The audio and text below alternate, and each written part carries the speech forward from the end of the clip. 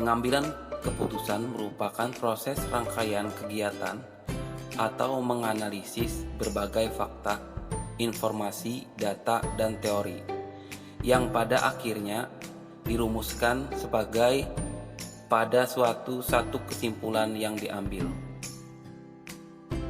Pengambilan keputusan dalam berbagai kondisi atau kondisi tidak pasti adalah pengambilan keputusan di mana terjadi hal-hal dalam keadaan sebagai berikut. Yang pertama, tidak diketahui sama sekali jumlah suatu kondisi yang mungkin terjadi atau timbul, serta kemungkinan munculnya kondisi-kondisi lain di luar yang diprediksikan. Yang kedua, pengambilan keputusan tidak dapat menentukan probabilitas terjadinya berbagai kondisi atau hasil yang keluar. Yang ketiga, yang diketahui hanyalah kemungkinan hasil dari suatu tindakan, tetapi tidak dapat diprediksi seberapa besar probabilitas setiap hasil tersebut. Pengambilan keputusan tidak mempunyai pengetahuan atau informasi lengkap mengenai peluang terjadinya bermacam-macam keadaan tersebut. Poin kelima, hal yang akan diputuskan biasanya relatif belum pernah terjadi.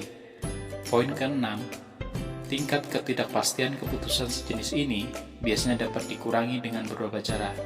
A. Mencari informasi lebih banyak. B. Melalui riset atau penelitian. C. Menggunakan probabilitas subjektif. Kondisi tidak pasti adalah suatu keadaan yang memenuhi beberapa persyaratan, yaitu 1. Ada beberapa alternatif tindakan yang fleksibel. 2. Nilai probabilitas masing-masing kejadian tidak diketahui. 3. Memiliki fly-off sebagai hasil kombinasi suatu tindakan dan kejadian tidak pasti. Teknik pengambilan keputusan dalam kondisi tidak pasti. 1. Teknik Maximaks. 2. Teknik Minimax. 3. Kriteria Laplace. 4. Kriteria realisme. 5. Kriteria Recret. 6. Kriteria pohon keputusan.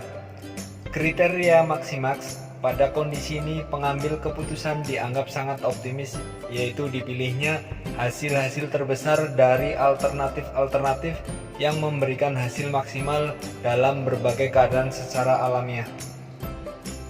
Kriteria Minimax. Pada kondisi ini, pengambil keputusan dianggap sangat pesimis atau konservatif tentang masa depan, yaitu hasil terkecil untuk setiap alternatif dibandingkan dengan alternatif yang menghasilkan nilai maksimal dari hasil-hasil minimal yang dipilih atau memilih alternatif yang minimalnya paling besar.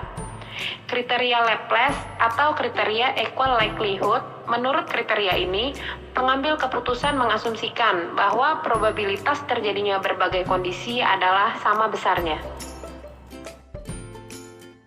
Kriteria realisme atau kriteria Hurwitz merupakan kriteria antara Maximax dan Maximin, antara optimis dengan pesimis. Kriteria Recret merupakan perbedaan antara hasil keputusan yang terbaik dan hasil keputusan yang lain. Kriteria pohon keputusan adalah diagram pilihan keputusan dan peluang kejadian yang menyertai keputusan, serta hasil hubungan antara pilihan dengan kejadian.